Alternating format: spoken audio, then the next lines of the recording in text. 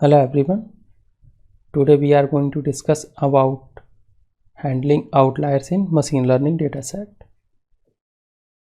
Here I am going to discuss about the 4 different methods. First I will discuss interquartile range. After that we will discuss box plot. After that scatter plot, and at last we will discuss z-score and standard deviation. So first I am going to import the required libraries. I am going to import the Titanic dataset here. Now, as we have the null value in our dataset, so what I am going to do, I am going to impute this null value with the help of mean of the age column. So you can see this value has been replaced. Now I am going to use the box plot to check the outliers. Now you can see these black dots are the outliers. We will discuss box plot in details later on, but you can see how you can visualize the box plot and how you can see whether we have outliers in our dataset or not by using the box plot. Same thing we can use for the fair. You can see these are the outliers.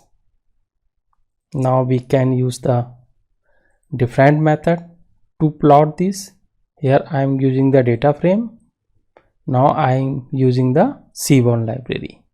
So for the fair we can see these are the outliers. Now I am using the scatter plot. You can see in the scatter plot these values seems like the outliers. And for the fair value, we can say this value will be treated as a outliers. Now I am going to visualize the data distribution for both columns age and fair. So here we can see age column data seems like the normally distributed, you can see, but fair column data, this is not the normally distributed, it is seems like positively skewed or the right skewed data. So now I am going to use the interquartile range to calculate the outlier. So first I am going to describe the Titanic dataset. It means all the statistics of this dataset. You can see we are getting 25th, 50th and 75th percentile of all these data. It means if we want to check what is the 25th percentile, that would be 22 for the age column. If we want to calculate only for the numeric data, we can use that. You can see we can get the statistics for the numeric data, or we can use the quantile to check the 25th, 50th and 75th percentile directly by using the quantile method. So these things we use to calculate the IQR. So let's check what is the IQR first. This is our data set, and we created a box plot by using that particular data. So this is your median and this is your Q1, this is your Q3, and median it means this is your Q2. Then after that this is your minimum value, this is your maximum value. So this is your lower limit and this is your upper limit. It means whatever the value we have after this value, upper limit, those value will be treated as a outlier, and whatever the value we have after this lower limit in the left side, those value will be treated as a outliers. It means this value from this to this will be your Q1 minus 1.5 IQR, and from this to this will be your Q3 plus 1.5 IQR. Now how we calculate the IQR? IQR is this, it means Q3 minus Q1. So this range is called as a interquartile range. So by using this particular things we calculate the outliers. So here what I am going to do, I am going to check whether we have any null value or not. We don't have any null value, So I am going to run this particular complete code. So what I am doing here, first I am going to check the what is the Q1, it means your this particular Q1, then Q3, it means this particular Q3, then interquartile range Q3 minus Q1, this, then lower limit, it means this particular limit 1.5 Q1 minus 1.5 IQR, and upper limit Q3 plus 1.5 IQR. So by doing this we are able to get all those details. Then how we calculate the outliers, all the value after this and all the value after this. So whatever the value we will get in this particular range, this range and this range, so those value will comes under the outliers. Same thing I am getting here. Now what I am going to check, because here whatever the outliers value we will get, we are going to replace those outlier values with the NaN value. It means if we have like 10 these values, we are getting these values, so we are replacing these values with NaN value. So that's why I am going to check the null value. So we can say that there are 66 outliers, those values have been replaced with null value. Now we are going to check the outlier in the fair column.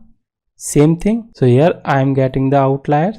So again I am going to check the null value. Yes, we have 116 outliers in the fair column, and those value have been replaced with null value. As we know, IQR is a very aggressive method, and sometimes it treats normal value as outliers, because we are using the 1.5, that is very low range. So that's why we try to use different value at 1.5 to 2.53. so this way we can remove some extreme outliers from the data set. Might be currently we are getting the 66, if we will use 3, might be we can get some less value. Let's check it. Now I am going to use the 3. Now you can see we are getting only 53 and here only one value.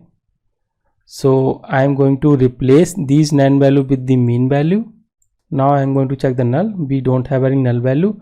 So what I am going to do, I am going to apply one machine learning model on this updated data set. It means where we have removed the outliers. So I am going to just check. Now you can see I am dividing the x and y. This is your feature, this is your labels. Now again I am going to check the shape.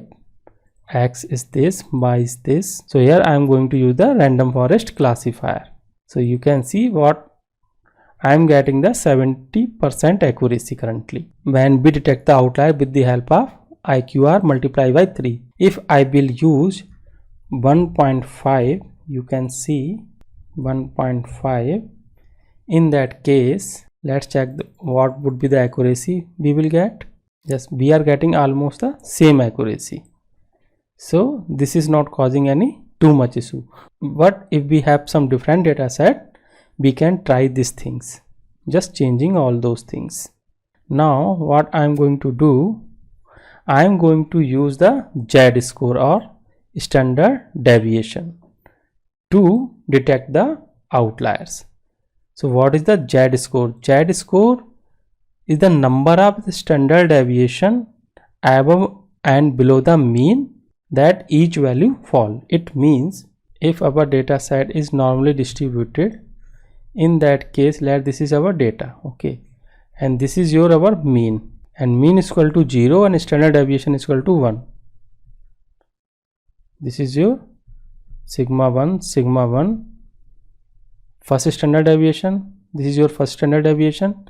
So this will be called as a z is equal to 1, z score is equal to 1 for the standard normal distribution data set. If you want to understand what is the z-score standard deviation, I have mentioned the YouTube video link which I have created. You can follow this link to understand what is the z-score and what is the standard deviation. So now I am going to import these required libraries first. This is your data set. Here I am going to impute the missing value. Now what I am going to do, I am going to use the first standard deviation. So as we have seen here, age column data set is normally distributed. So we can use the standard deviation or z-score for this data set. Let's check how we can use that. So I am going to run this complete code. I am not going to explain all these code because if I will explain, then this video will be too long. So if you want, I will explain in a separate video. So here what I am going to do, I am going to explain how the standard deviation calculate the outliers. You can see here, first we are going to check the upper limit. This is your upper limit, this is your lower limit. In the standard deviation, this is your mean. So first I am calculate the what is the mean value. This is your mean value 29 point this, and what would be the upper limit. Let's check it. Upper limit is this. So what is the upper limit? Upper limit is mean plus third standard deviation. So this will be your upper limit. It means mean value. What would be the mean value? We will calculate that. How we will calculate the upper limit? This 3 standard deviation, mean plus 3 standard deviation, mean minus 3 standard deviation for the lower limit. This way we will calculate the upper and lower limit. So whatever the value we will get after this, it means right side after this upper limit and left side of this lower limit, those value will be treated as your outliers. Then after that, this is your median. Median and mean will be equal here. If you see here, there are very less value we are getting as a outlier in each column. So let's check how many values we get. You can see there are only 7 values we are getting. We are getting only 7 values. What I am doing, I am using the OR condition here. It means right side and left side data. I am combining both side data here. So we are getting 7 outliers. And what are the remaining value we have? You can see that 884. Now I am using the z-score. Z-score we apply on the standard normal distribution data set. So first we have to convert our data set into a standard normal distribution. Standard normal distribution data set means where mean is equal to 0 and standard deviation is equal to 1. So let's do it first. Here you can see that what I am going to do, I am going to convert our data set into a standard normal distribution. How we can do that? There is a very simple formula for that z-score. This is your x minus mu. Mu means your mean value divided by sigma. So we are calculating the z-score for each rows, this particular z-score, and we will use this z-score as a age column because we are going to use this z-score for our age columns. See that mean is equal to df titanic 1 z-score. It means this is your age column minus mean. So mean of the age column after computing the z-score. So you can see here, this is your mean in the standard normal distribution data set. We have mean is equal to 0 and all the value after third standard deviation will be treated as a outlier. It means this is your third standard deviation. All the value left this side and all the value right this side. This side and this side, those value will be treated as a outliers. So here same thing. This is your 29. This is your mean value 29. It means all the value from this value, all the value right side from this value, those value will be treated as your outlier, and all the value left side from this value will be treated as your, all the value left side from this value will be treated as your outliers. Now I am going to check what is the shape of the outliers. You can see that we are getting 7 outliers, same value as we are getting with the standard deviation. Same thing we are getting with the z-score. Now I am going to check how many remaining data set we have. We are getting 884. Now I am going to check the null value. We are not getting any null value. So what I am going to do, I am going to check the outliers and replacing those outlier values with the null value. After that I am going to check the outliers. We have 7 outliers. I am replacing these values with the mean of the age column. Now I am going to apply the machine learning model here. Same thing which we have already applied in our previous steps. Now you can see that we are getting the around 70% accuracy. It means by using the IQR and by using the standard deviation we are getting the same accuracy, but it depends on the data set. If you have some different data set, might be you can get some different accuracy. So this way we can use z-score, interquartile range, standard deviation, box plot, scatter plot to calculate the outliers, and by using the IQR and by using the standard deviation and z-score we calculate the outliers, and once we calculate the outlier we try to impute those outliers with the help of null value, and once we have the null value we can impute those null value as per our normal procedure. Like most of the time we try to remove the outlier, but it is not a good approach to remove the outlier directly. It would always be recommended that before deleting the outliers or imputing the outlier, that discuss with the domain expert. Might be those outliers have some good information and those is required for your machine learning modeling. So just discuss with the domain expert before going to take any action on those outliers. So that's it from my side for today. Thank you very much for watching this video.